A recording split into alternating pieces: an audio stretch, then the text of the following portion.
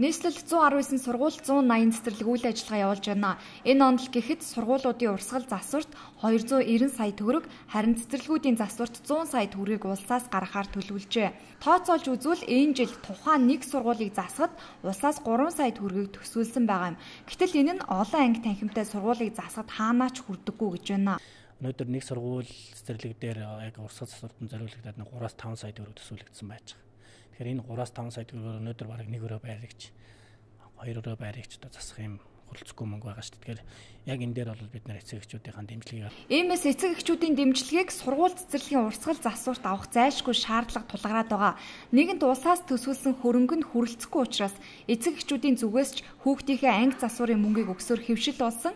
Нийслэлийн боловсролын газрын мэдээлж байгаагаар засварын мөнгөнд эцэг эхчүүдээс дээд тал нь 15 мянган төгрөгийг л авах учиртай гэж байна. Гэтэл зарим сургуульд эцэг эхчүүдээс их хэмжээний мөнгө нэхэх явдал гарчээ.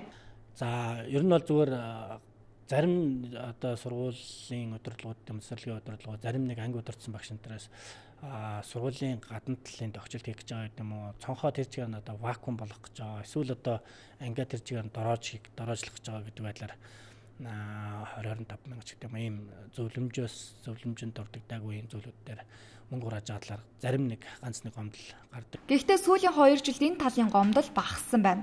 Засварын ажил эхэлдэг энэ үед боловсролын газраас ч сургууль цэцэрлэгийн урсгал засвар явуулах зөвлөмжийг гаргажээ. Энд дурдсанаар жил бүр эцэг эхийн төлөөллийг багтаасан хэсэг гарган анги танхимд шаардлагатай засварын ажлын тооцоог гаргаж өгч байх. Улмаар эцэг эхчүүдээс авах дэмжлэгийн хэмжээг хоорондоо зөвшөөрөлтсөний үндсэн дээр тогтоох, аль болох мөнгнөөс өөр хэлбэрээр засварт шаардлагатай хэрэгслийг эцэг эхчүүдээс татах, засварын ажлын тайлан тооцоог эцэг эхчүүдэд наривчлан гаргаж өгөх зэрэг шаардлагыг тавьжээ.